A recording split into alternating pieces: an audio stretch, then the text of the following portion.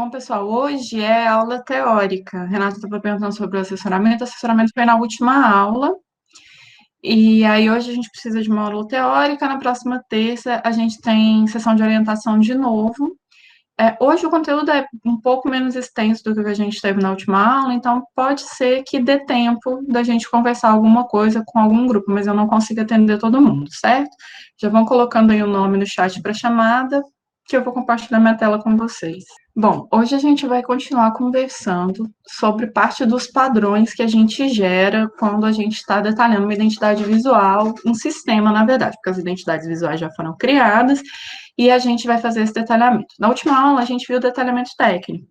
E no detalhamento técnico, a gente tem a construção de uma série de variações, a gente tem a construção geométrica da marca, definindo quais são os espaçamentos entre cada um dos elementos de forma equilibrada, trabalhando com a malha construtiva, cujo módulo, o ideal é que ele derive de algum elemento da marca. A gente também já viu a respeito de área de respiro e viu padrões institucionais da aplicação dessa marca sob imagens e fundos coloridos diversos. E viu o padrão tipográfico, que é o seu alfabeto institucional, que é uma fonte auxiliar para a escrita de documentos, mas que mantém algum diálogo com a marca. E a gente também viu o padrão cromático, que é uma ampliação das cores que você usa na identidade visual propriamente dita, de maneira que você tenha uma certa flexibilidade no teu sistema de identidade visual e ainda assim você consiga manter um padrão. Hoje a gente vai começar por um padrão que ele está ali naquela linha divisória. Ele é um padrão, ele vai ajudar a fortalecer e a repetir elementos da identidade visual, de maneira que fortaleça o sistema como um todo, mas ele também pode ser entendido como uma aplicação de marca, já que ele costuma ser muito aplicado nos produtos e nessas variações que a gente tem. Então, só para a gente não esquecer, a gente tem aqui no material essa definição do que é o detalhamento técnico, né, que é esse refinamento da construção que a gente tem da marca para tornar ela passível de reprodução em todas as instâncias. A gente vai trabalhar com as variações. Obrigatoriamente, cada grupo tem que gerar 3 variações. Uma variação horizontal, uma vertical e uma que venha com a legenda que descreve a marca. Essa legenda poderia ser um slogan, mas nessa disciplina a gente vai optar por ser a descrição do negócio, para vocês não terem que ter esse trabalho, que geralmente é um trabalho de estratégia de comunicação e a gente não vai ter tempo de se aprofundar aqui.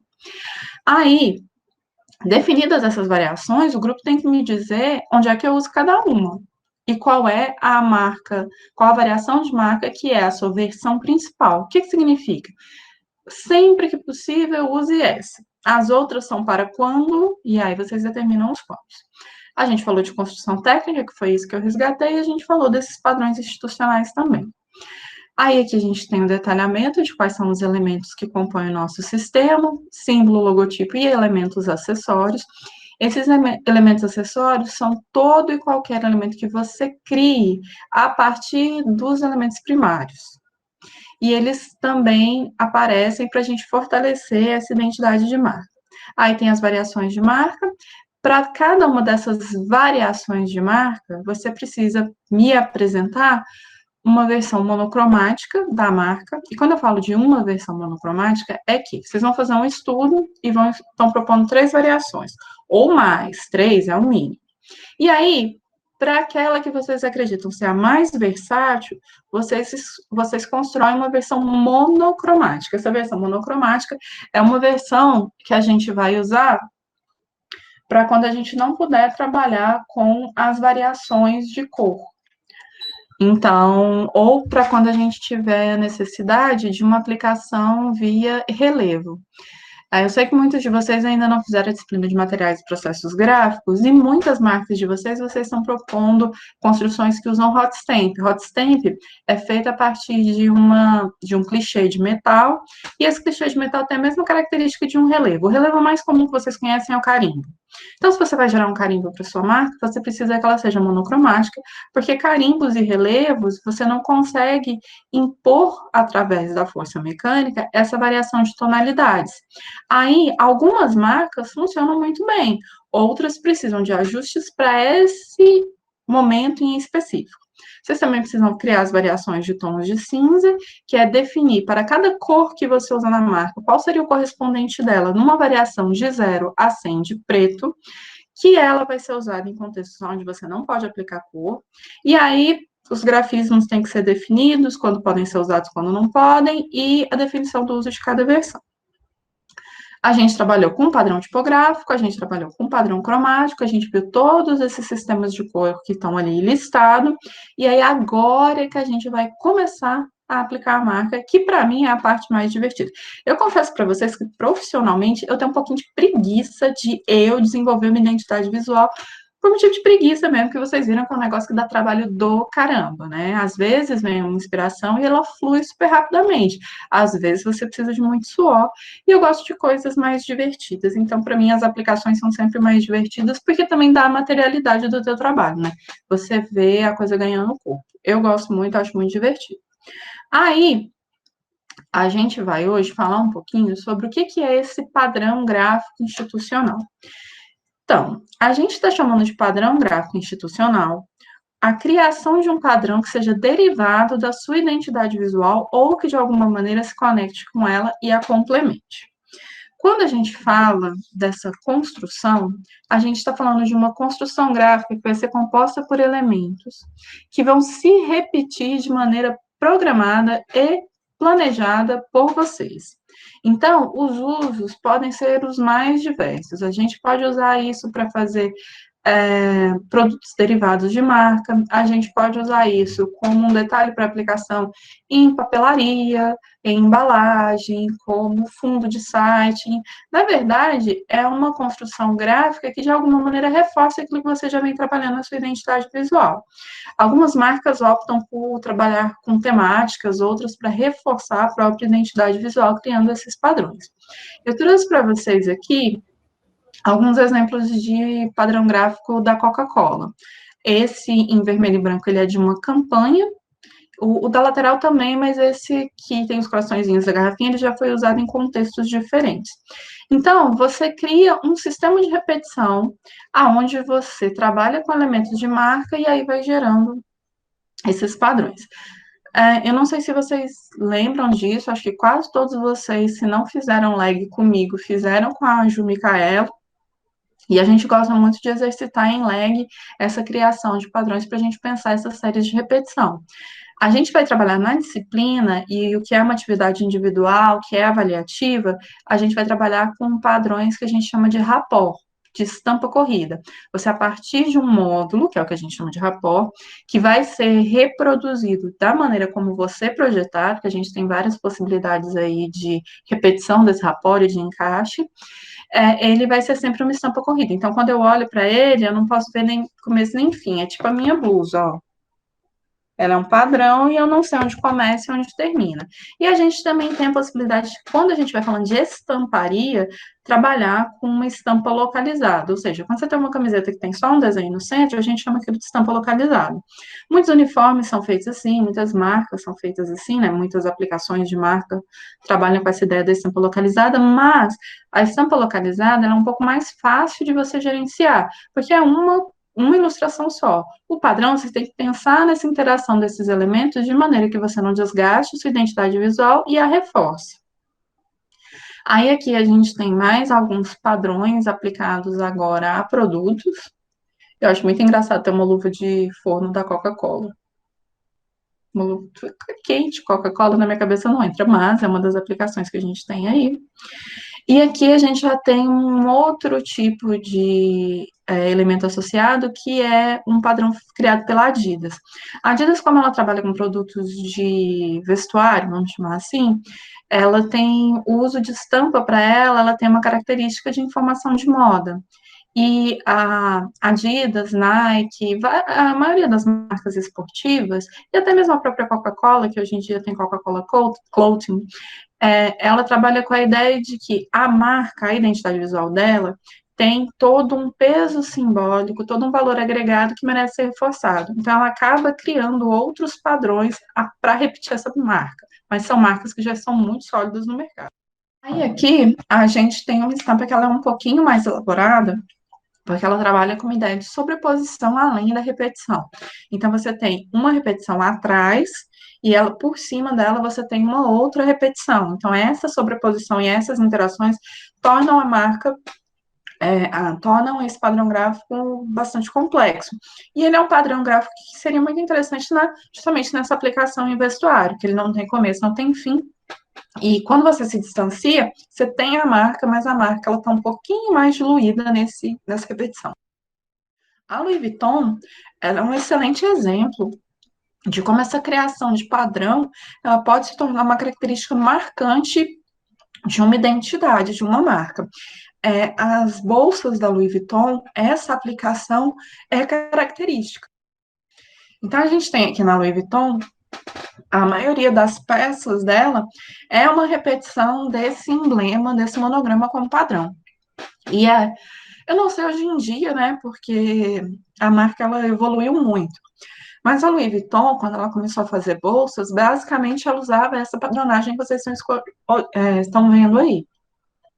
E aí, quando você precisava reconhecer se a bolsa era original ou não, se aquele produto era original ou não, você podia olhar nos detalhes, porque como é um produto para nós de luxo, mas, né, de uma marca um pouquinho mais de luxo, então o desperdício do material não é nem o desperdício, o mau aproveitamento do material não era uma questão para eles.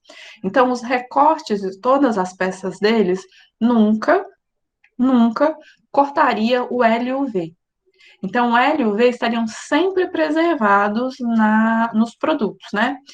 E eu não sei porque essa regrinha era de uma época onde os produtos eram bastante limitados. Eu não sei se hoje em dia, com essa variedade tão grande de modelagem que eles têm com tantos produtos, essa regra de autenticidade permanece.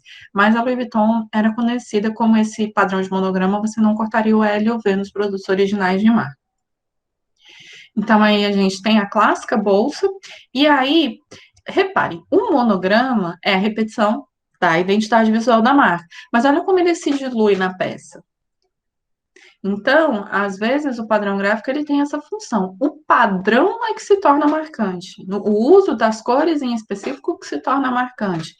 Às vezes, até você perceber o monograma aplicado, ele acaba sendo um detalhe à medida que essa marca vai se consolidando.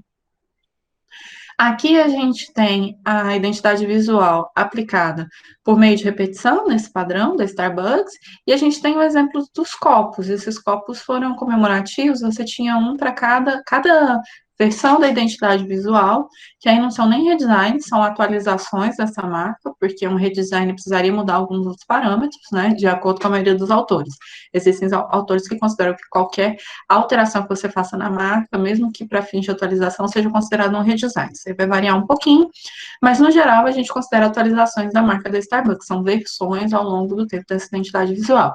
Então a gente tem nos copos em branco, ela aplicada de maneira localizada, e a gente tem o padrão aplicado no copo térmico aí na lateral. Aí, a gente tem algumas técnicas para gerar esses padrões. Elas basicamente tratam de rebatimento, repetição e o que a gente chama de anomalia. Quando você vai criar uma identidade, um padrão gráfico, você pode, inclusive, utilizar todas essas estratégias. Elas podem ser agregadas para tornar a sua marca mais rica. Então, aqui tem alguns exemplos para vocês irem visualizando. Aqui eu vou mostrar para vocês a aplicação dessas técnicas para você gerar essas padronagens a partir dessa identidade visual, que são essas duas tesourinhas aí, que é de um prêmio de, não lembro se é de cabeleireiro ou se é de costura. A identidade visual partia dessas duas tesouras, que a marca em si já é um rebatimento da tesoura, né? Então a gente acaba tendo uma marca bastante geométrica. E aí a gente tem o que a gente chama de repetição radial. A marca ela vai sendo repetida assim, ó.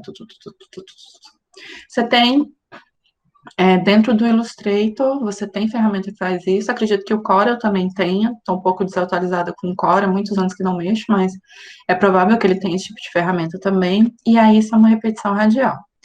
Aí, essa repetição radial, ela pode gerar um novo módulo. Então, ela gerou esse módulo pentagonal, e esse pentágono foi de novo radiado. Então, você tinha uma repetição radial da identidade visual, do símbolo, né? E aqui você tem aquele módulo gerado, você vai repetindo de forma radial também e construindo outros módulos, e aí você acaba diluindo a definição daquele símbolo, que acaba sendo muito interessante para a marca. Aí aqui a gente tem um padrão que vai ser resultante dessa repetição radial, que vai sendo reencaixado e reorganizado, então ele gera esse padrão, e aí a gente não percebe mais o módulo inicial. É muito boa essa técnica para você usar com algumas letras da tipografia que você acha marcante. Você pode não necessariamente trabalhar com coisas figurativas ou com o símbolo como um todo. Você pode trabalhar com um recorte, você pode trabalhar com uma curva, e aí você identifica qual seria o motivo, que é aquele elemento gráfico que você vai utilizar para dar origem às suas repetições, para gerar o padrão, e aí você vai reorganizando ele a partir dessas repetições aí. Aqui a gente tem uma outra possibilidade de repetição radial, que é uma repetição que o raio vai crescendo e aí a gente vai gerando esse novo padrão aí como possibilidade. E aí a gente tem aquilo que vocês parecem gostarem mais de fazer, porque é o que mais aparece para a gente, é essa repetição a partir de anomalia. A anomalia você não consegue identificar com muita clareza como é que esses elementos foram organizados. Eles parecem que são organizados no olho, né? Bota para cá, puxa para lá e vai vendo qual é o melhor encaixe. Para você gerar um rapport desse jeito na mão, vocês devem lembrar de lag, dá um trabalhinho do cão. Nas tecnologias digitais, isso é mais fácil, você mexe e vai vendo os ajustes dessa replicação enquanto você está fazendo, é mais tranquilo. Lá no Moodle, eu já deixei para vocês uma série de tutoriais que falam dessa criação de estampas nesses ambientes digitais. Eu coloquei mais de Illustrator do que de Corel, porque eles são mais fáceis de achar atualmente. Então, lá no Moodle já tá, vocês já podem assistir e poderem entrar em contato com esses tutoriais. Então, a gente vai tendo aí como vocês criam esses rapó, tanto no Illustrator quanto no Corel. E aí, individualmente, cada um de vocês tem que gerar três três padrões institucionais, duas, não são três, são duas, as minhas tinham falado três. Cada indivíduo do grupo tem que gerar pelo menos duas propostas de padrão gráfico, usando a técnica que vocês acharem mais interessante. Eu recomendaria um exercício com essa repetição de elementos tipográficos ali da identidade visual, porque ela gera algumas estampas bem inesperadas e bem interessantes. A anomalia, ela também é muito boa de trabalhar, você só tome cuidado com repetições muito próximas do mesmo elemento. Quando vocês forem trabalhar com vários elementos, tentem mudar a proporção do elemento como um todo na hora de repetir, girar e ir organizando essas imagens. Vocês têm até o dia 30 de abril para fazer essa postagem, e inclusive vocês podem trazer para a orientação para a gente conversar sobre essas estampas. Eu só vou pedir para vocês uma coisa. A partir de agora, antes da orientação, eu gostaria que vocês separassem do material que vocês querem alguma orientação, PNGs e JPEGs. Porque aí a gente pode levar isso para o Jamboard e eu posso indicar, desenhando na tela do Jamboard, alguma sugestão para vocês ou alguma indicação de alinhamento. Eu acho que vai ser mais rápido do que tentando falar. Porque no desenvolvimento da identidade visual, a gente tem muitas possibilidades, né? Então, essa coisa de desenhar por cima nem sempre vai funcionar. Mas agora a gente já está indo para um espaço mais técnico, então a gente vai falar de alinhamentos e sempre trabalhar com isso. Valnice está perguntando, sempre tem que ser retirado de alguma parte da marca? Não, Valnice, não necessariamente. Como vocês têm um perfil bastante extenso dos clientes de vocês, vocês podem pensar em elementos que estão ali relacionados. Não é do perfil da Papa Cycle, mas vocês poderiam fazer ilustrações dos sabores. Ah, ele trabalha só com frutas, várias ilustrações de frutas e se tornar parte da estampa. Mas o ideal é que vocês sempre pensem que essa estampa ela continua sendo direcionada para o mesmo público no qual vocês desenvolveram a identidade visual. Quando a gente parte dos elementos da marca, como, por exemplo, a tipografia com qual você está trabalhando, costuma ser mais rápido para você conseguir chegar em lugares coesos com aquele público que você está defendendo, né, que você está trabalhando. Mas, desde que esteja dentro do universo da marca, é tranquilo. Bom, aí a gente vai falar agora de outro ponto que vocês já estavam voltando os olhos, já estavam pensando a respeito deles, que são os pontos de contato de marca. Bom, para começar, o que é um ponto de contato de marca? Você tem que entender que a identidade corporativa, ela tem um patrimônio que ele não pode ser tocado. E aí, vai ser através dessa identidade corporativa que nós vamos conseguir consolidar o reconhecimento daquela instituição para a qual a gente desenvolveu o sistema de identidade visual junto ao público, tanto a pequeno, médio e longo prazo. A gente estava aqui falando da Louis Vuitton, e se a gente pensar na evolução dos produtos da marca, baseados em derivações da própria identidade visual, a gente percebe como isso pode gerar uma retroalimentação da própria marca, dos valores da marca, a partir da derivação desses produtos.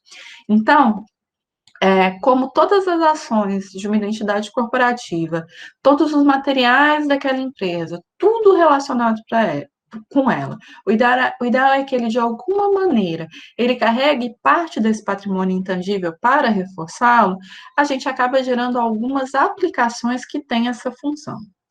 Aí, quando a gente fala especificamente dos pontos de contato de marca, eles vão ser a materialização do que foi pensado em termos de identidade corporativa.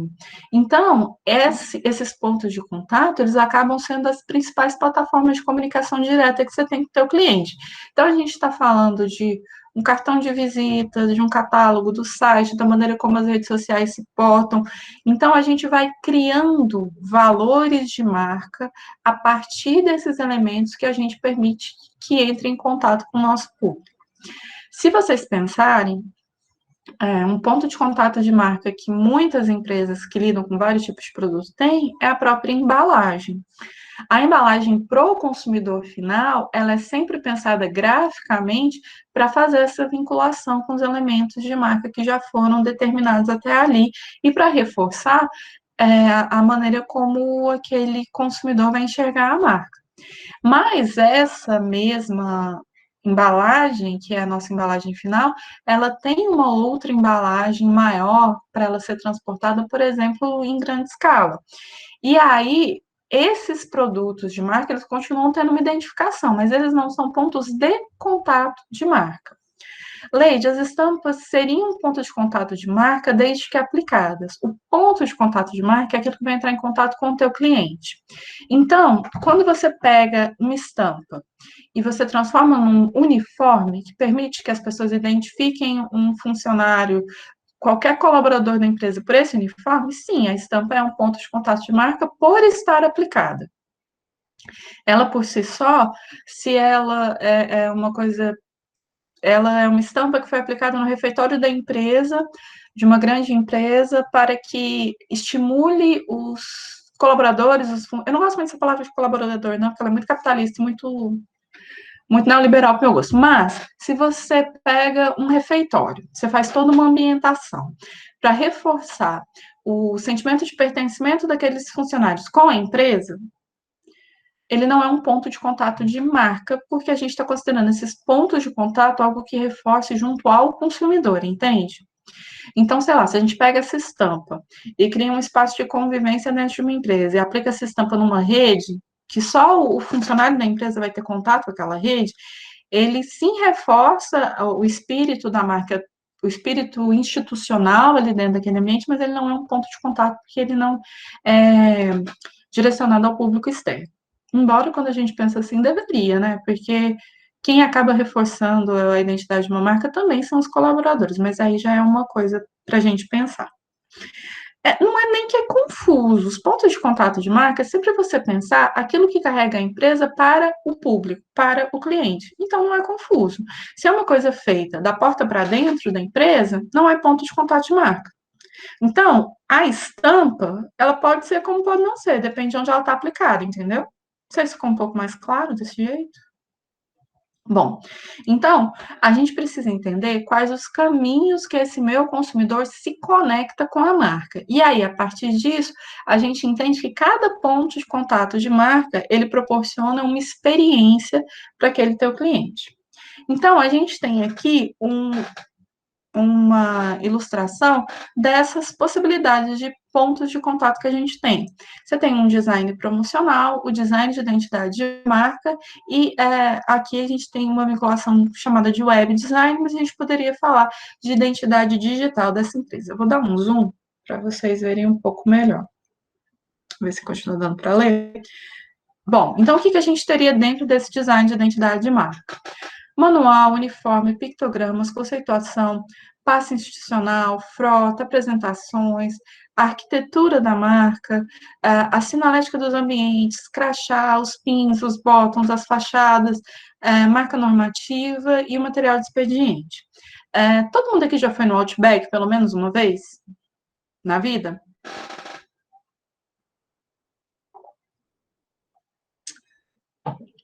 Poxa, gente, que triste. Eu ia usar como exemplo, mas se vocês não têm experiência com a marca, não adianta muito. Porque o que acontece com o Outback? O Outback, ele pensa esse design de identidade de marca para te proporcionar a experiência ali dentro. Então, quem for, quando for, preste... mas deixa para ir depois da pandemia, tá? Restaurantes são lugares de alto contágio, eu evitaria. Bom, você vai reparar que o uniforme, ele é todo pensado para você se reconhecer naquele ambiente. A gente está falando de um ambiente que é um espaço que ele é replicado em muitas cidades do Brasil. Então, ele é sempre igual, para você ter certeza que você está num Outback. E aí, ali dentro do Outback, eles têm elementos que eles tanto reforçam a cultura da empresa para os funcionários, quanto reforçam essa identidade de marca como ponto de contato. Eles têm, por exemplo, pins, botãozinhos, que bottom geralmente é o redondo ou quadrado, os pins são aqueles que são de metal. Para cada curso ou para cada atividade que o funcionário do Outback faz, ele passa no teste de reconhecer os pontos da carne, ele ganha um pin. Ele passa no teste de saber todos os pratos principais da descrição. Ele tem vários momentos ali dentro da empresa onde ele é testado, e aí quando ele adquire aquele know-how, ele ganha aquele PIN. E aí eles só podem usar, acho que 5 pins no uniforme, então ele pode escolher para variar, e quantos mais pins ele tem, mais graduado é o funcionário ali dentro, mais experiência ele tem dentro do Outback. É como ganhar uma estrelinha. Só que aí é uma estratégia muito inteligente, porque meio que você, por uma coisa relativamente barata, o preço de custo de um PIN, se você for fazer 100, e não vai ser o caso do Outback, se vai ser só 100 de cada, numa compra pequena, 100 PINs, que você faz de uma empresa pequena, seu custo vai estar em torno de R$ 5, por aí. Então, um investimento de R$ 5, você estimula o seu funcionário a querer saber absolutamente tudo do negócio. E aí, o teu funcionário vira teu ponto de contato de marca. Porque aí, e aí você tem todo um treinamento de equipe. Eu estou focando nessa coisa do Outback para ver se eu consigo deixar um pouco mais claro para vocês o que é esse ponto de contato, o que é cultura interna da empresa. A cultura interna da empresa, por exemplo, o treinamento do garçom do Outback. Quando ele chega para falar com você na mesa, ele se abaixa e fica na altura da mesa. Então, ele fala com você sempre para baixo. Isso é importante porque quando você se abaixa, geralmente o som ele vai circular aqui por cima, então ninguém precisa gritar para falar com o garçom. Ele se coloca numa postura mais amigável. A maneira como ele te aborda, como ele descreve os pratos, é sempre no mesmo tom. Na hora de fazer a conferência da mesa, é sempre o mesmo ritual. Então, você acaba tornando que o teu colaborador que entra em contato com o público, ele consiga transmitir valores da empresa. E aí você acaba fazendo com que toda a configuração visual dele, o uniforme, os pins, a estampa do lenço, tudo aquilo acaba sendo um ponto de contato de marca da empresa também. A gente tem aqui algumas coisas de design promocional, que são as coisas que vão ser espalhadas, né? Então, a gente está falando de anúncio, cardápio, outdoor, catálogos, de repente, embalagens. E aí entra as coisas que a gente gosta, sacola, copo, brinde, as coisas que a gente gosta é essas, né? Que a gente ganha, geralmente, parecendo que é de graça. E aí você tem os pontos de contato digital. Assinatura de e-mail, rede social. Vai, gente. A internet fica dando esses picos, assim. E aí, não. não dá de nitidez na imagem. Então, tudo que você tem circulando no meio digital, esse diagrama chama de web design, mas hoje a gente pode chamar de design digital. Então, esses pontos de contato de marca, eles vão ter que ser pensados para realidade de cada cliente. Então, você primeiro precisa levar em consideração o que a marca efetivamente precisa. E quando eu estou falando disso, eu estou falando de material impresso, porque material impresso não é um negócio barato. E aí, às vezes, você vai indicar para o teu cliente fazer uma série de impressos e aquilo não vai trazer o retorno. Então, você tem que pensar estrategicamente. A primeira, a primeira via que a gente fez, que foi em 2016, a gente fez uma série de impressos com a programação. E aí a nossa intenção era distribuir essa programação em outras unidades da universidade e também em outras universidades, como a Uninassal, a FITS, né, que na época não era o NIT, era a FITS. A gente fez esse material impresso. Teve zero retorno. Zero retorno.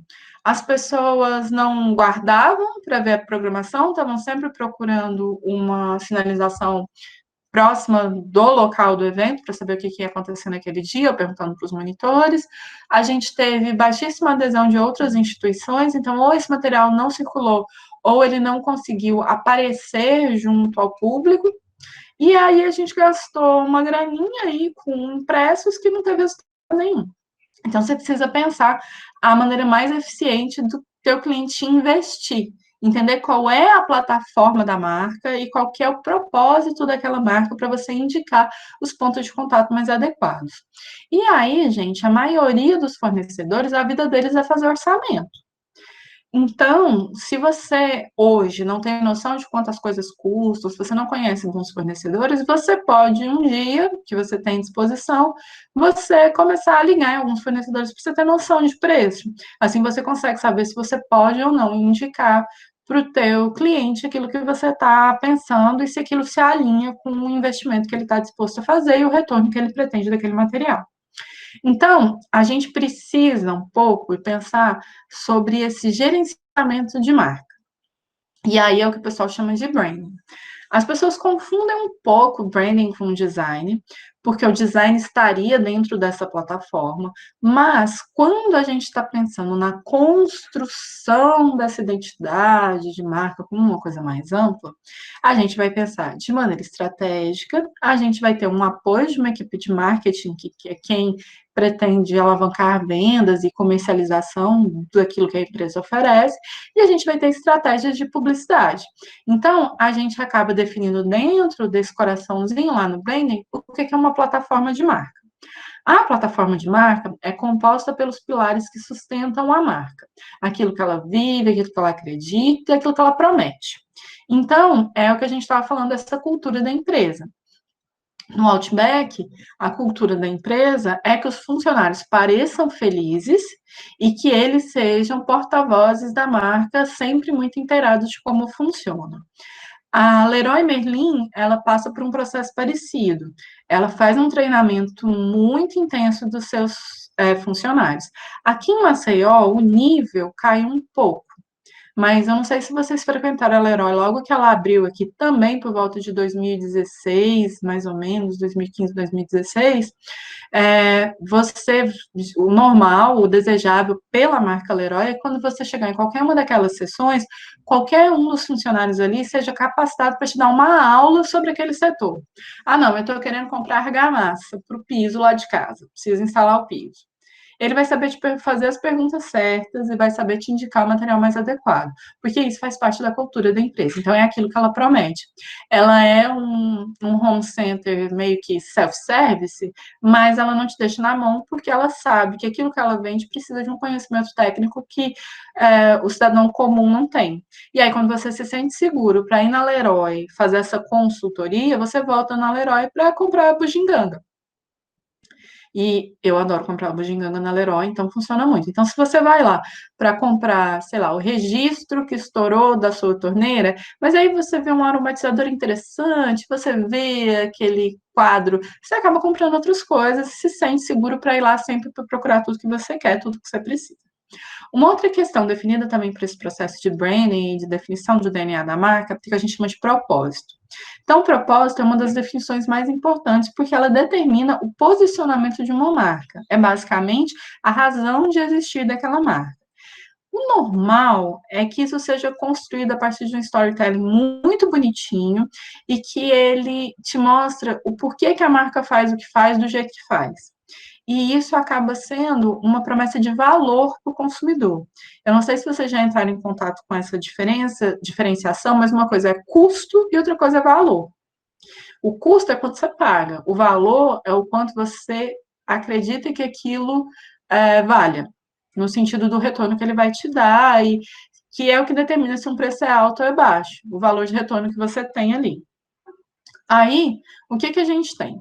A gente precisa bolar uma estratégia para que esse posicionamento de marca fique muito caro com o meu consumidor. E essa estratégia ela vai passar justamente pelos pontos de contato de marca, porque eles vão reduzir os investimentos, porque eles vão ser planejados a partir dessa realidade e vão otimizar os resultados, porque eles vão entregar para o meu consumidor final aquilo que eu, marca, quero que ele reconheça em mim. Então, acaba que esse planejamento ele precisa ser feito, de fato, de forma estratégica. Não adianta, quando você vai, eu não sei se vocês já frequentaram grandes eventos, mas quando você vai num grande festival de rock e você tem a Skol distribuindo copos, ou qualquer patrocinador deles distribuindo copos, aquilo é, é muito interessante do ponto de vista afetivo da experiência que você gera, entendeu? Quando você vai para um evento de carnaval e você tem marcas de camisinha fazendo ações ali dentro, que quando eu era jovem, chamava ações de marketing, agora chama ativação. Quando a marca, por que chama ativação? Porque ela ativa determinadas lembranças com o teu público. Então, você precisa entender muito desse processo estratégico e da experiência que você vai gerar com a associação daquilo ali. Eu lembro o primeiro Lollapalooza que eu fui, que foi em 2014. E aí, a escola distribuía os copos assim, ela ia te dando. E aí, no primeiro dia, sem brincadeira nenhuma, gente, eu vi uma galera saindo de lá com 20, 30 copos empilhados. Dava para montar um bar com os copos que cada indivíduo estava levando. No segundo dia, esses copos já as pessoas perderam o interesse, porque era muito fácil de você conseguir lá em 2014. Então, no segundo dia, quando você chegava na arena de shows, entre um show e outro, não sei se vocês já foram em festivais, geralmente você tem mais de um palco, e a ideia é que você transite de um palco para outro, e em alguns momentos esse palco fica vazio, preparando de uma banda para outra. Nesses momentos que esvazia, onde as pessoas se reúnem para esperar o próximo, você começava a ver esses copos jogados para tudo quanto é lado. Então, uma coisa que era para agregar valor, ela gerou uma impressão ruim, porque aquilo foi jogado ao léu. No Lollapalooza de 2015, quando eu fui, só conseguia copo quem consumia cerveja, porque aí a marca de cerveja estava patrocinando. Então, você acaba vendo que existem algumas coisas que são, uns pontos que são jogados e que essa estratégia precisa ser realinhada a partir dos resultados. Mas e aí, como é que eu estruturo a comunicação de cada peça? Eu fiz uma listinha de coisas que são importantes vocês se perguntarem. Quem que vai receber aquele ponto de contato e em que situação? Qual que vai ser o papel daquele artefato em particular para reforçar a identidade da sua marca? Que reação você espera de quem recebe? Como é que isso vai ajudar a fixar a marca ou fazer com que o conhecimento daquela marca ou daquela característica de marca cresça? Como é que vai ser o uso e o descarte daquele material? E quais vão ser os pontos de contatos mais associados à minha categoria? Vamos lá, vamos pensar em produto de beleza. A maioria das marcas de produto de beleza adora te dar necessaire. Adora. Você não pode comprar um. E aí vai dar mais baratinha, comprou 2 hidratantes de R$ 10, tu ganha uma necessaire. Há marcas mais caras ou mais hypadas, tipo a Salve, tipo marcas caras, de fato. Você pega algumas coisas da Dior, ela vem com esses brindes. O que está mais associado ao meu nicho? Também gosto muito da Salve, só os produtos que não foram muito com a minha cara. Bom, quais são ou aquilo que você quer que esteja associado à sua marca? que é importante para você? E desses pontos, como é que eu posso desenvolver para potencializar a presença da minha marca junto ao meu consumidor? Porque quando você faz a necessaire da Salve, e aqueles kits que você vai para cada canto, imagina, você está lá no banheiro da faculdade, toda fazendo de conta que a gente tem um super banheiro de faculdade, uma bancada legal, não aquilo que a gente está acostumado, mas vamos partir desse princípio. Ou melhor, vamos para aquele lugar onde as pessoas têm dinheiro para comprar salve e circulam. Faculdades particulares, tem aquela bancada de granito, aquele monte de espelho, que tem, né? Às vezes parece meio shopping center. Aí você vê a sua coleguinha com uma necessaire super legal, com aqueles produtos novos. Aquilo chama a atenção de quem não conhece, pode despertar o interesse, pode fazer com que a pessoa queira usar.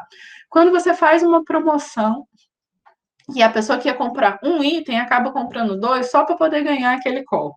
Eu já comprei 3 margarinas sem precisar, só para ganhar um pote. E isso é muito estimulado entre o consumidor. Essa ideia de ganhei, ela é muito atrativa. Só que você precisa entender como é que isso se associa à marca. Porque se você compra um negócio, ganha um brinde com toda a identidade visual da marca, e ele quebra, ou ele traz algum tipo de ideia negativa, aquilo também fica associado à marca. Então, você tem que pensar como um todo. E aí, você adequa essa proposta a como é que o meu público ele pode dividir e falar sobre esses pontos de contato de marca. Vocês querem saber de pontos de contato de marca? Sigam digitais influencers, porque todos aqueles recebidos são iniciativas da marca para que seja ampliado o número de pessoas que a conheçam e que você possa se conectar com ela de outras maneiras. Então, acaba sendo um lugar interessante para você observar possibilidades. Aí, a gente vai ter pontos de contato online, que são esses que vão estar associados ou a aparelhos, né? Smart TV, celular, o computador, o laptop, os smartphones.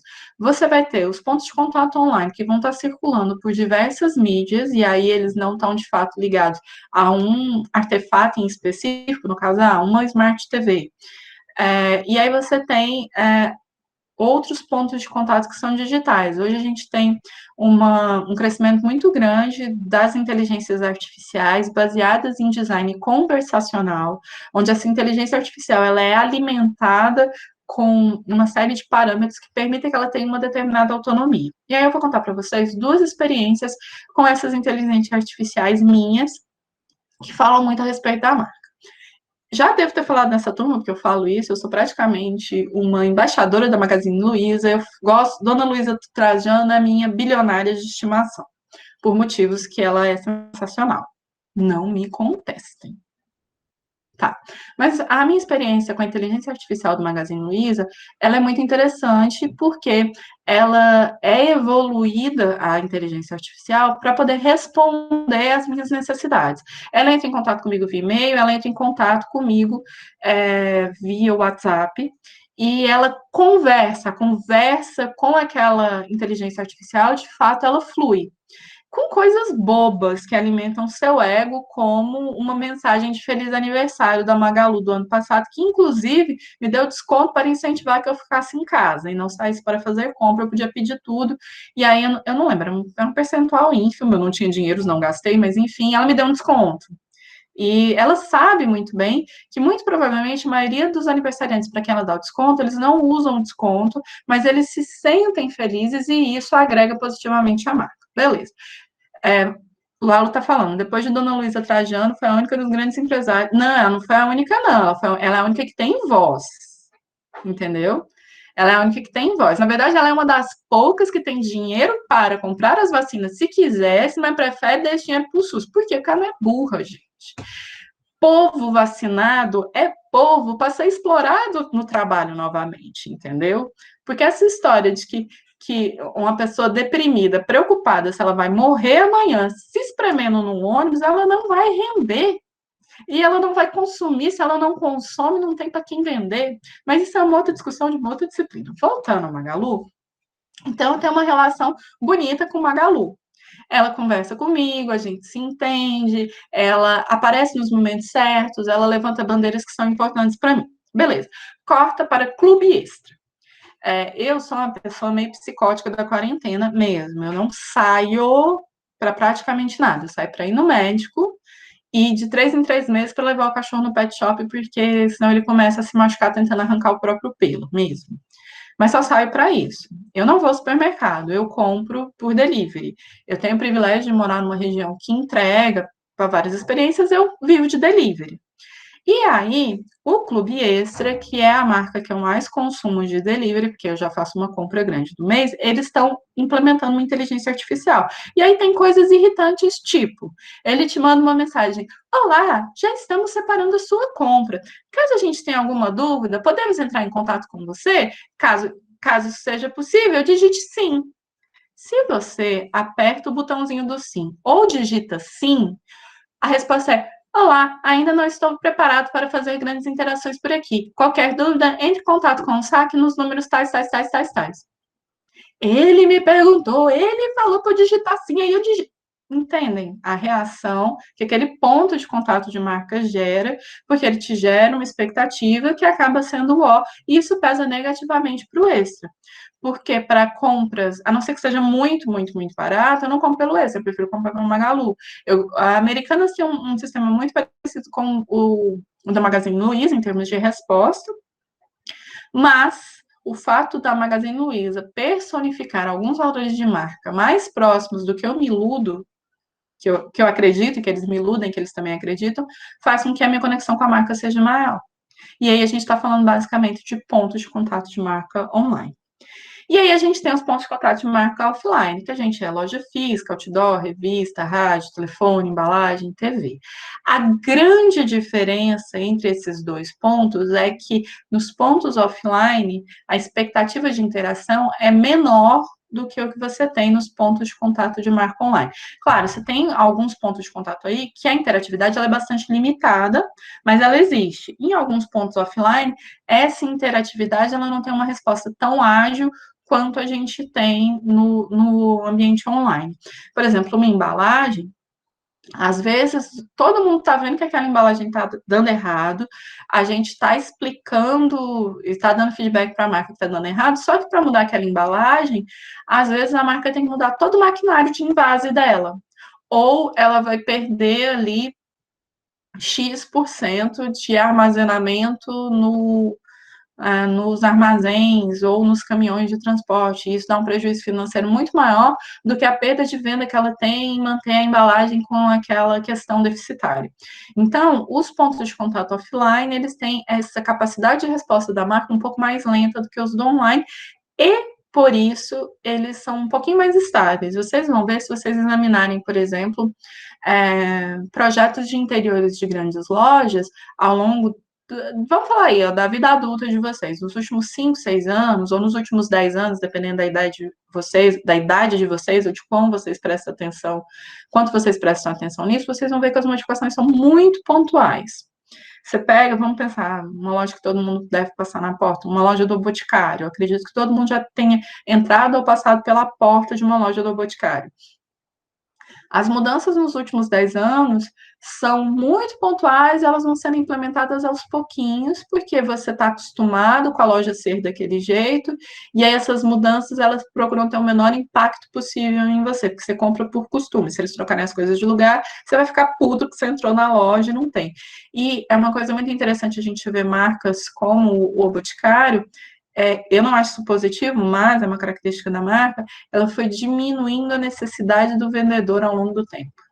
Antes você entrava numa loja do Boticário, você só tinha acesso aos produtos de fato passando pelo vendedor, e a importância desse vendedor foi caindo, e o que consequentemente vai tornando o trabalho humano cada vez mais penoso. Mas depois a gente conversa de novo quando a gente estiver fazendo a evolução. Bom, então, a gente precisa resgatar quem são os usuários do nosso sistema e a gente precisa entender como é que são as possibilidades e as formas que esse cliente vai interagir em contato com a minha marca. O que, que eu quero dele com aquele ponto de contato de marca?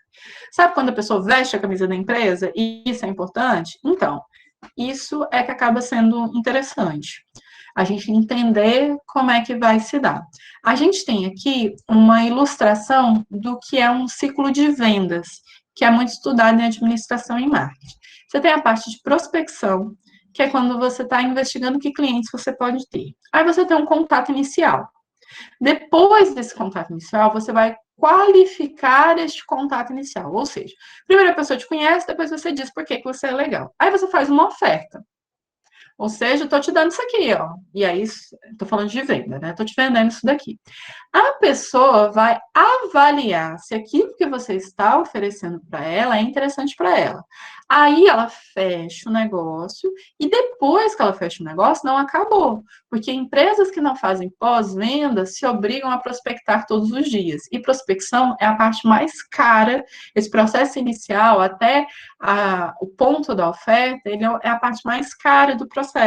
Porque se a prospecção é rápida, o retorno é mais rápido. E a pós-venda permite que você, da pós-venda, você volte para a próxima oferta. E não necessariamente para uma nova prospecção, achar um novo cliente, aquelas coisas que a gente já sabe bem como é que funciona. Por que isso é interessante para a gente do design? Porque os nossos pontos de contato, eles podem estar em qualquer momento desse processo. E em cada momento desse processo, vai ser interessante para o teu cliente reforçar ou estabelecer algumas conexões. Então, se a gente está falando, por exemplo, dos festivais, né? A gente tem o Rota Amarela e a gente tem o Toca do Coelho. Se a gente está falando aí de uma pós-venda muito bem feita, essa pós-venda vai permitir que nem exista a avaliação para a compra do ano seguinte. Quando você. É o que a gente tem nos grandes festivais. E não só festivais, eventos de uma maneira geral. Quando acaba um Lollapalooza, já está vendendo ingresso para o próximo, né? Eu tô fingindo que não tá tendo pandemia, tá? Me deixem sonhar. Quando um Cavaleira na Ladeira, que é um camarote de Recife, muito heterotop, mas muito bom, gente, acreditem. Quando tá acontecendo um carnaval, as datas e os shows do próximo nem foram determinadas, eles já estão vendendo o outro e vendendo. Então, quando você tem uma experiência muito bem feita e um pós-venda que mantém aquela experiência avivada na memória do teu consumidor, às vezes você pula direto da pós-venda para o próximo fechamento. Você não dá tempo nem do cliente avaliar de tanto que a experiência foi boa. Restaurantes também trabalham muito com isso. Quando você tem uma boa experiência, eu pelo menos sou assim, se eu tenho uma boa experiência com um delivery de um restaurante ou com a experiência no local do restaurante, eu acabo voltando lá sempre. Então, ele não precisa me prospectar de novo. Se a experiência é ruim, não tem pós-venda que dê jeito. Então, a gente precisa entender, para nós designers, o que a marca precisa, aonde para ela é interessante e quais são as características interessantes para serem reforçadas em cada momento ali. Aí aqui a gente tem algumas ilustrações de muitas possibilidades de pontos de contato que passam pela embalagem, pelo uniforme, pela ambientação, pela sinalização, pelos produtos que são gerados ali. Gente, eu conheço pessoas, isso não é uma piada, tá? Porque a gente está falando desses valores intangíveis de marca. Eu conheço pessoas que vão a outlets e na época que o dólar era preço de real, e elas pediam sacolas das marcas nessas outlets. E aí, você quer ir para um shopping em São Paulo ser bem tratado, você começa a andar com várias sacolas. Todo mundo acha que você é rico, todo mundo te trata bem. É uma coisa absurda? É. É fruto do mundo capitalista? É. Mas existe. Então, as pessoas dão muito valor a esses pontos de contato. Eu mesma adoro uma sacola de papel. Eu tenho uma sacola da Uber ali, da Uber Eats, que eu não quero me desfazer dela e eu não compro da Uber Eats já deve ter mais de um ano. Que, inclusive, provavelmente vai aparecer uma oferta para mim hoje, porque eu falei isso perto do celular, mas a gente já está meio descolado nesses assuntos. Aí, aqui, a gente tem um outro ponto de contato de marca de uma empresa que eu gosto muito, chamada Kombi, que é uma empresa de sushi. E aí a gente tem esses pontos de contato mais da área alimentícia. Então, você vai ter ali parte de embalagem, e aí a gente tem derivações.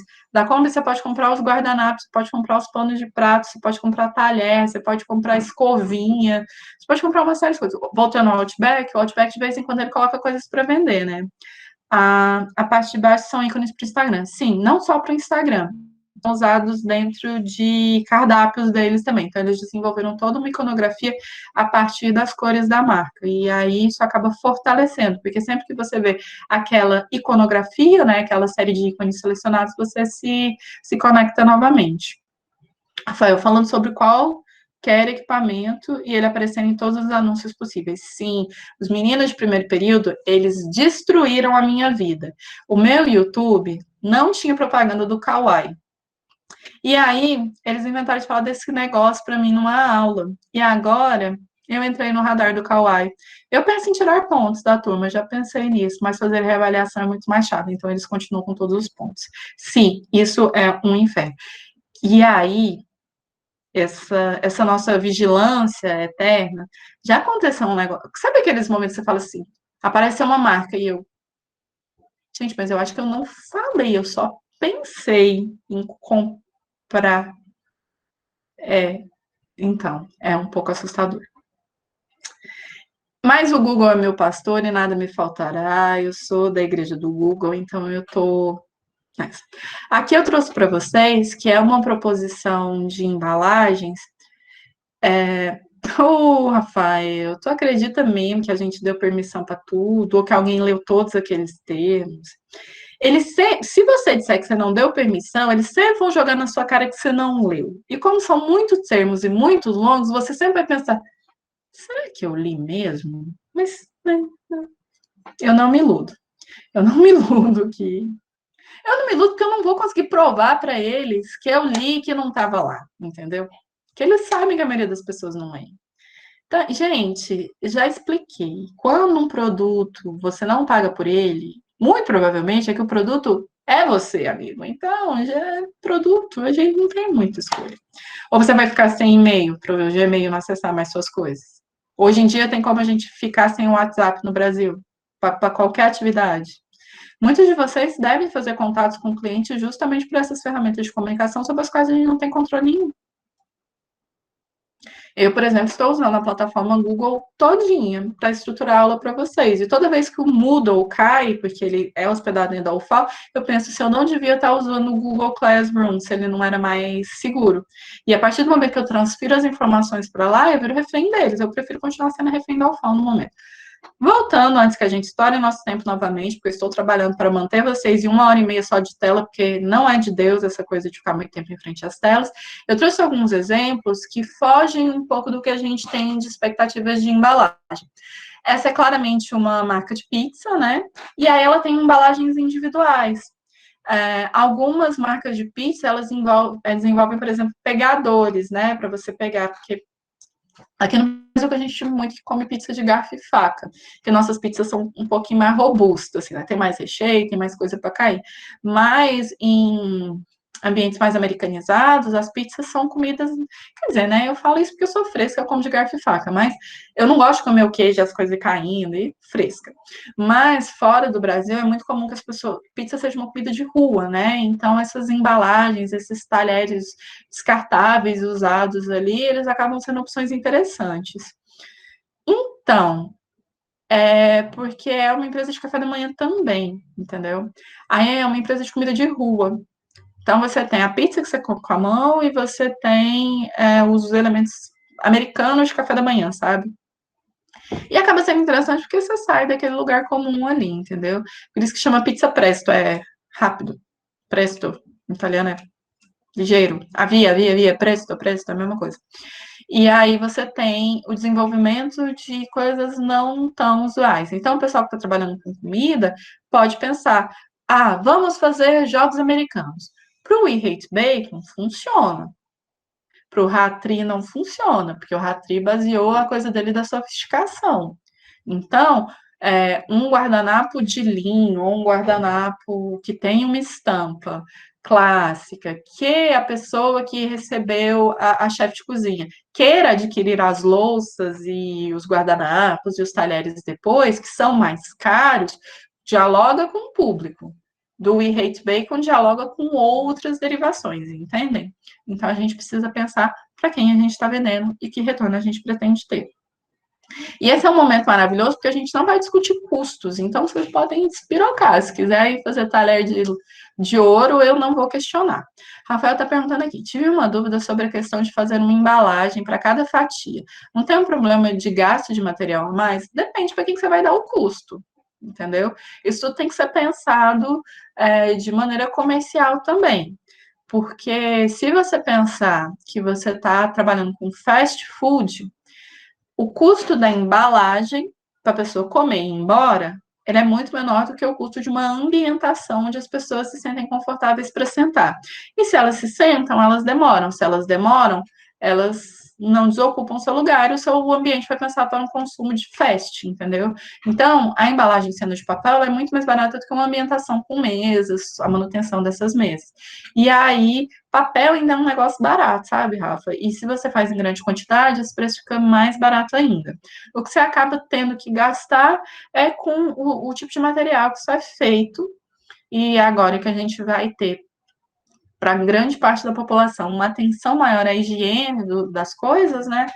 Isso precisa ser analisado. Mas depende de como você quer fazer. A gente tem, a Lalo está falando, eu estou pensando em fazer uma marca para vender os bolos da minha avó só em fatias também, assim, a embalagem de fatia. Só delivery. Vou fazer a identidade visual e te mostro, sim, senhor, quero ver. E aí, Lalo, você sabe o que é importante você pensar também? O sistema de transporte de entrega que vai ser feito o bolo da sua avó e a conservação. Porque, por exemplo, bolo de pote, né? Ou bolo em fatia, em fatia você vai fazer um bolo grande e vai fatiar ele. Quanto tempo ele permanece legal dentro da geladeira? Qual a variedade de bolo sua avó vai poder fazer em termos de negócio, entendeu? E aí, como você vai estar junto desse processo, se vocês sentam e organizam um negócio, e aí quando você organiza um negócio, você tem que saber assim, em quanto tempo esse negócio tem que estar se pagando? Vó tá podendo investir ou a gente está assim, né, vendendo o almoço para comprar a janta? O que é mais importante? E aí você racionaliza o processo em torno disso. Porque às vezes o desenvolvimento de uma embalagem não compensa, é mais fácil você comprar o que tem pronto no mercado e você investe em selos, que são aquela. Tipo, a gente chama de luva, né? Sabe quando você tem aquela luvinha em volta do copo de café? E aí você tem que pensar em como é que isso funciona para ela. Se um selo vai ser melhor associado com a marca. E aí, para quem que ela vai vender? Porque se ela vai vender para a dona de casa ama um pote reaproveitável. Então, às vezes, você está disposto a pagar um pouco a mais por um potezinho melhor, porque você vai guardar o pote. E aí você vai pensando. Rafael disse que a proposta é basicamente pesar na balança, esses critérios que é mais importante. Você tem que pesar na balança porque tem que ser uma solução para o negócio como um todo. Por isso que é interessante você fazer a manutenção de um cliente, porque para você de fato implementar um sistema, ele tem que estar disposto a abrir coisas para você, para a coisa realmente funcionar. Por isso que essa construção. Vocês vão ver nas fichas que eu bati muito na tecla de você tem que pensar que você está estabelecendo um laço de confiança com o teu cliente.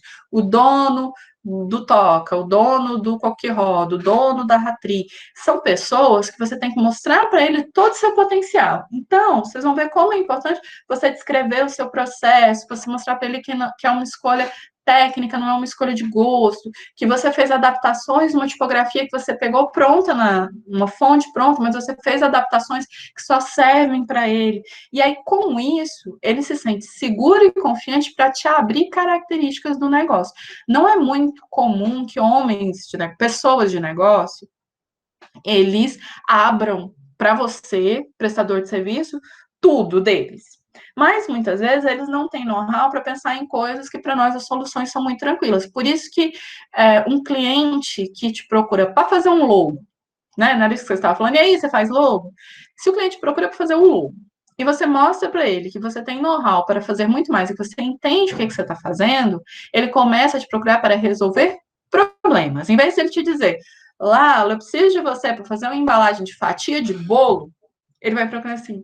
Então, Lalo, a gente está aqui com um negócio que a gente estava pensando qual que seria a melhor maneira da gente criar as nossas embalagens. Porque ele sentiu confiança em você para construir esse problema. Nicole está dizendo aqui, Dani, a gente tem que mostrar como chegou naquele ponto de contato, tipo uma faca de corte.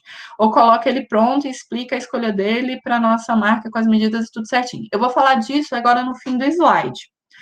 Mas esses pontos de contato, eles vão ter que ser justificados sobre por que, que eles fazem sentido, e aí quando você propôs ele, você tem que me dar todo o detalhamento técnico para a execução dele. Por isso que ele é um extra, porque eu sei que é um negócio que toma tempo e nem sempre vai ser interessante, entendeu? E aí, voltando na pergunta ali do lado, aquela coisa de você reforçar para ganhar o cliente. Porque se a gente voltar aqui, ó, para o negócio do ciclo de venda, a gente também está fechando esse ciclo de venda. Então, você tem a prospecção que você fala assim, cara, faço logos, olha como eu sou legal, olha como os meus trabalhos são incríveis quando você faz lá o teu Behance. Você esse momento de você qualificar o teu trabalho para fazer uma oferta é o que a gente teria nessa proposta do caderno de proposta. É você mostrar por que, que o teu trabalho pode custar tão caro e que ele não é só fazer um logo. Que fazer o logo é a pontinha do iceberg, tem muito mais coisa ali que você tem todo o ferramental técnico para ajudar na melhor decisão, porque aí você está pensando nisso tudo que a gente está conversando agora. A gente saiu de um universo onde as pessoas iam da super especialização, ou seja, né, você só faz o selo, do que e a gente está indo para um lugar onde a gente está precisando cada vez mais de profissionais mais né, multidisciplinares, transdisciplinares, com a visão cada vez mais arrojada. E aí eu vou usar uma palavra que eu detesto porque ela está na moda, mas disruptivos. Disruptivo é aquela pessoa que apresenta uma ruptura de maneira que aquilo agregue para o teu negócio.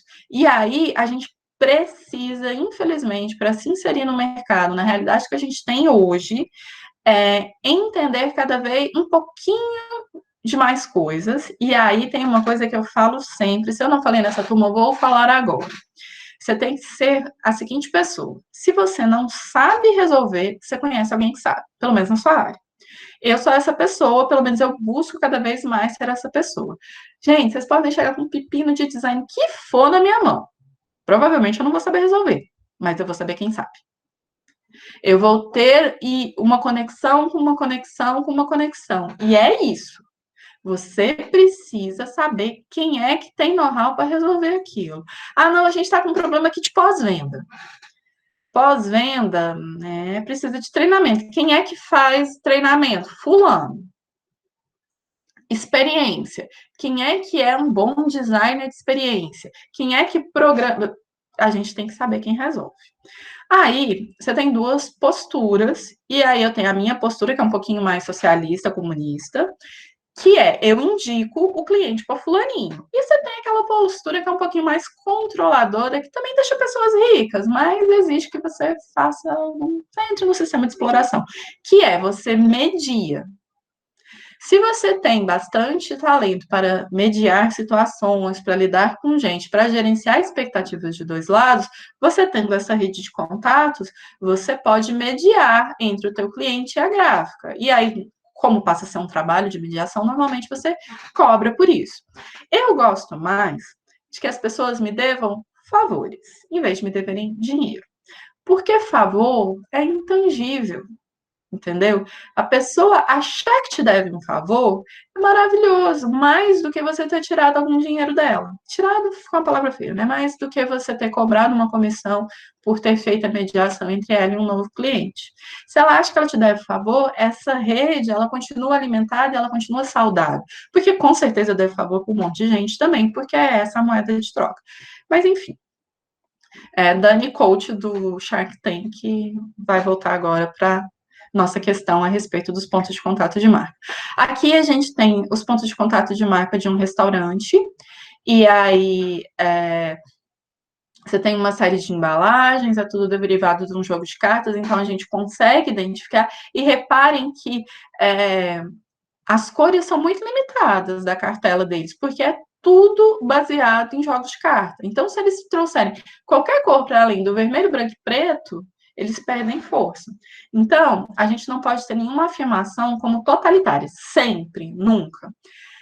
Eu indiquei para vocês que ampliassem o padrão cromático da marca para vocês terem flexibilidade. Só que você tem que pensar que isso tem que fortalecer a sua marca. No caso dessa marca que está aí na tela para vocês, isso tornaria a coisa um pouquinho mais frágil. E aí, eu tenho uma sugestão de processo para quando vocês forem pensar nesses pontos de contato de marca. Uma sugestão de como vocês deveriam fazer.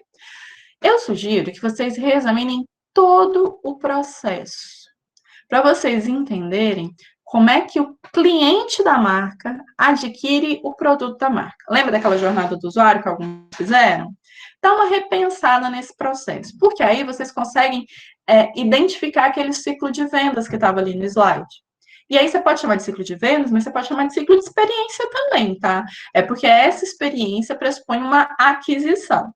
E essa aquisição, ela pode ser repetitiva, ela pode ser demorada. É diferente você pensar um ciclo de venda numa compra de um carro, num país como o Brasil, um carro, pessoas normais, não pessoas muito ricas que colecionam carro. A gente, no governo Lula, a gente trocava de carro quando vencia o financiamento, que geralmente era de 3 em 3 anos, 5 em 5 anos, quando você era classe média, média. Agora, amigos, carros são basicamente casamentos, porque raros são os carros que são abaixo de 80 mil reais no Brasil. Então, é um ciclo de venda mais longo. O pós-venda tem que ser melhor. As características do produto precisam ser melhor trabalhadas, porque você precisa que esse cliente volte para você, porque a curva de retorno dele é mais longa. Comida.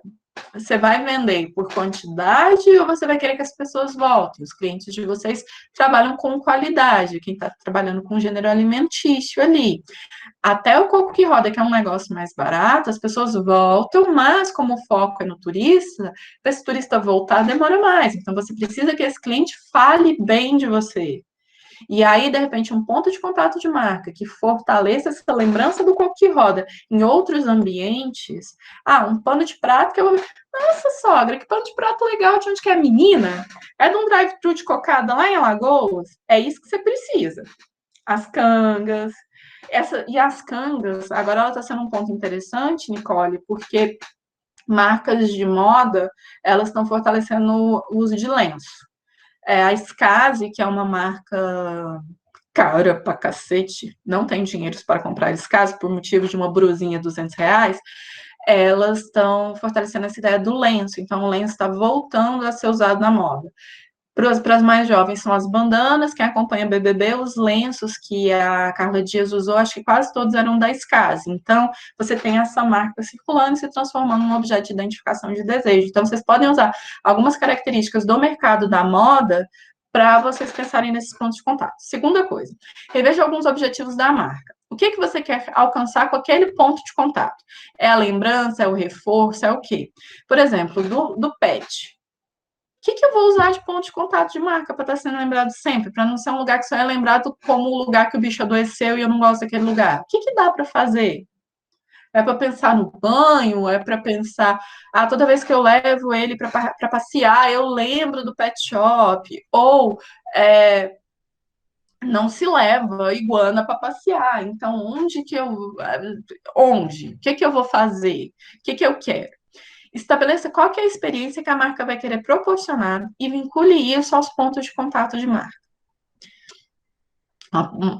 Ratri, eu quero ser exclusiva, eu quero ser uma experiência exótica, inigualável, que pouquíssimas pessoas vão ter. Um jogo de talheres que só os anfitriões Ratri podem ter, colecionáveis das louças da Ratri, os bowls, ou é mais interessante que a marca Ratri circule em lugares e as pessoas tenham aquilo como objeto de desejo. Estratégias. Pense em estratégias online e offline, porque por mais que a gente esteja muito no mundo digital, a gente tem algumas coisas que são fortalecidas no mundo offline. Analise quais são os produtos que você consegue similar com os fornecedores que você tem acesso, entendeu? E aí, similar e simular, eu acho que eu digitei errado ali. O que você consegue simular para você ter uma ideia de preço? É um momento meio complicado.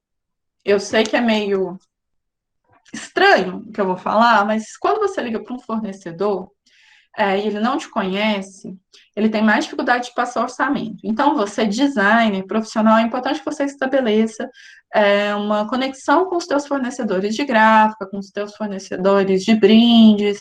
Tentem fazer essa rede de fornecedores. Eu sei que alguns de vocês estão trabalhando até fora de Maceió, e aí isso acaba sendo um pouquinho mais complicado, mas é importante vocês terem a confiança também dos fornecedores, tanto para te fazer um preço, quanto para te bater a real sobre alguma proposta que você tem. Não, Leide, a gente não vai trabalhar com orçamentos, porque esse orçamento demandaria um conhecimento técnico de materiais e processos gráficos que, pela grade, vocês não teriam. A gente tem alunos que já estão um pouco mais adiantados, que estão refazendo a disciplina, que já passaram. Eu sei que alguns de vocês fizeram no semestre passado porque ela foi ofertada, mas em tese, num percurso normal, vocês só iam fazer no próximo período, né, a disciplina. Então, não faria sentido eu cobrar agora, porque esse orçamento dependeria desse detalhamento técnico que vocês ainda não conhecem. E, por fim, construam uma apresentação de todo o processo e lembre-se das exigências que foram feitas pelo teu cliente. Aí, o que é esse trabalho individual? Ele é um trabalho extra que ele vale até 2 pontos. Ele é uma coisa divertida para fazer, mas ele foi pensado de maneira para que os indivíduos pudessem recuperar nota, ou quem é fominha de nota mesmo está aí perseguindo o famoso 10. Gostaria de lembrá-los que eu não posso dar uma nota maior do que 10 para as pessoas. Então, se vocês vão fazer aquele manual perfeito, que eu tanto espero, aqueles arquivos digitais sem erro, vocês já vão ter 10. Então, eu não vou poder te dar pontos esses. Mas acaba sendo um exercício interessante. E aí, presta atenção. Se vocês decidiram criar um ponto de contato de marca, ele tem que estar no manual. Se ele estiver no manual, ele vai ser avaliado. Só que cada indivíduo tem que, sabe, as páginas, a página do manual, da página 32 à página 38, é o ponto de contato de marca da Isabel. Ela tem que fazer um arquivo com essas páginas de 30 a 38, salvar um PDF separado e ir lá no Moodle postar no lugar individual do ponto de contato de marca. Estão me ouvindo? Fiz o ponto de contato de marca, ele está no manual. Mas se ele estiver só no manual, eu não te dou a tua nota extra. Você tem que pegar aquele pedacinho do manual, fazer um PDF só seu e se responsabilizar pela sua postagem daquele ponto de contato de marca, para eu ter uma ferramenta que comprova que ele é de cada indivíduo, né, e tal, para poder dar essa pontuação, beleza? Eu não vou me meter como é que o grupo vai dividir esses pontos de contato de marca. Eu oriento, obviamente, quem trouxer o material, mas eu não vou entrar se tem que fazer, se não tem que fazer. É uma escolha do grupo. O que você vai fazer? Você vai criar o ponto de contato de marca, elaborar uma justificativa de por que aquele ponto é adequado para ser trabalhado com o seu cliente. E aí você vai me encaminhar um PDF. Nesse PDF tem que ter a apresentação simulada do produto, ou seja, um mockup digital, a justificativa dessa adoção por escrito, bem organizada, e a representação desse produto que permita a execução do mesmo. Então, decidi fazer embalagem, certo? E Hate Bacon, vamos fazer embalagens. Eu tenho a representação simulada para comunicar como é que eu quero esse produto final. Eu vou dizer que eu vou fazer essa embalagem por isso, por isso, por isso, porque ela reforça tais e tais e tais pontos, porque ela isso e aquilo, vou situar ela no ciclo de venda, se ela vai ser tudo. Aí, se essa embalagem é em papel, ela precisa ser planificada. Então, eu preciso da representação dela planificada, com as medidas. Ela vai usar uma faca especial? Eu preciso do desenho dessa faca especial feito ali. E aí, se você não fez materiais e processos gráficos ou não sabe como é isso, organize nossas orientações de maneira que eu possa te ajudar nisso.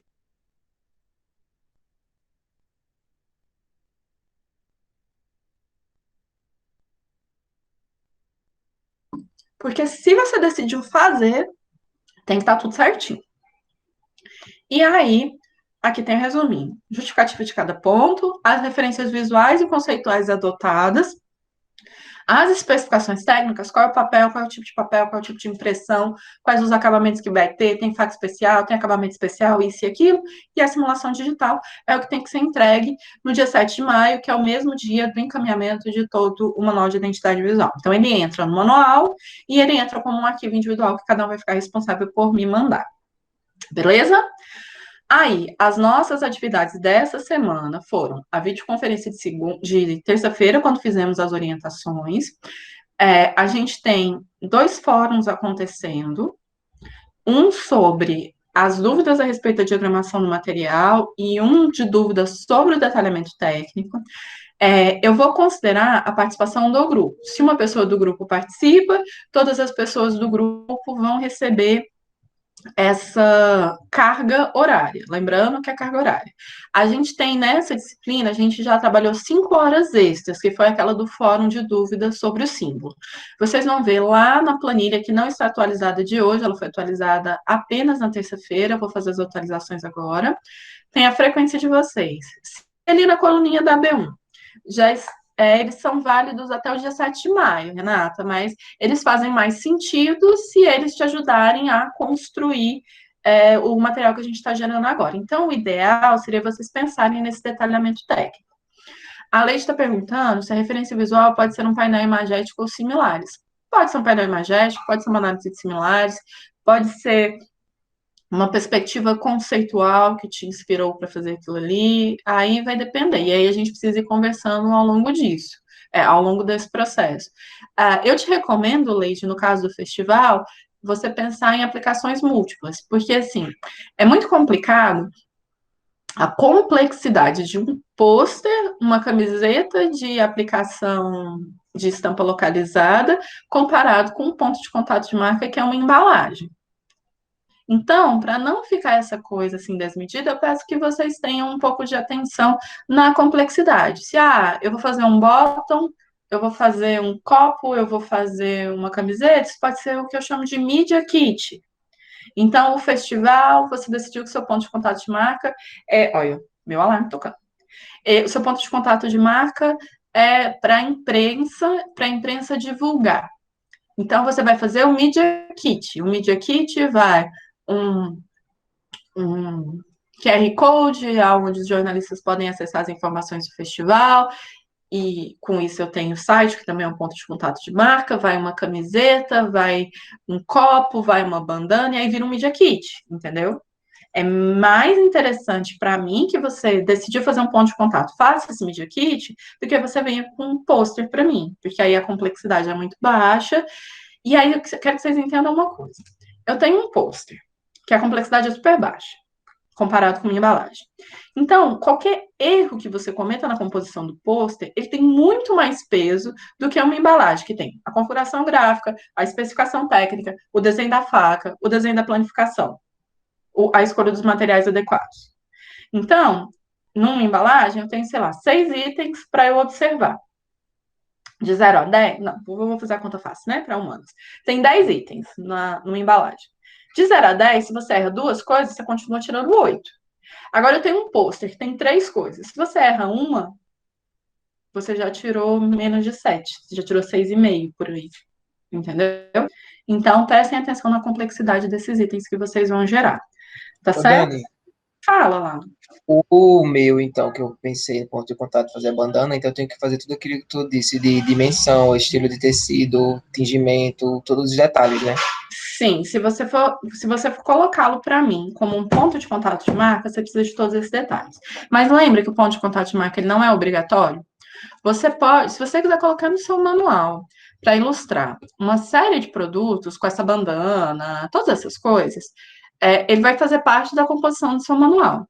Mas eu só vou avaliar se todas as indicações técnicas que deveriam estar ali estão, se você me disser que você está fazendo um ponto de contato de marca. Não sei se ficou claro.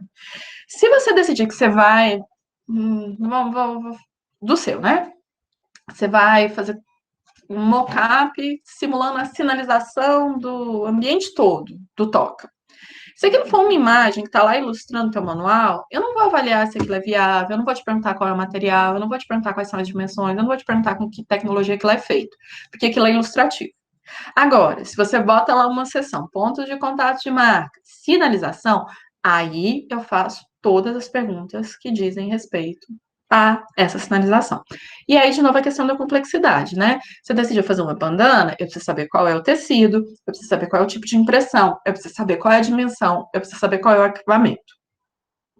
E aí ela se torna um ponto de contato de marca, isso tudo vai ser avaliado, e eu preciso do arquivo eu vou fazer com impressão digital, então eu preciso do arquivo da estampa para mandar para a empresa que vai fazer a impressão digital direta. Não, vai ser uma estamparia artesanal, então eu preciso do arquivo e assim por diante. Vocês têm a liberdade de decidir fazer o ponto de contato de marca e aí pleitear 2 pontos extras na média, não é uma obrigação, beleza? Exatamente. Se for para fazer, tem que fazer direito. É aquela coisa. Você tem o direito de não querer fazer. Ele não é um item obrigatório do nosso manual.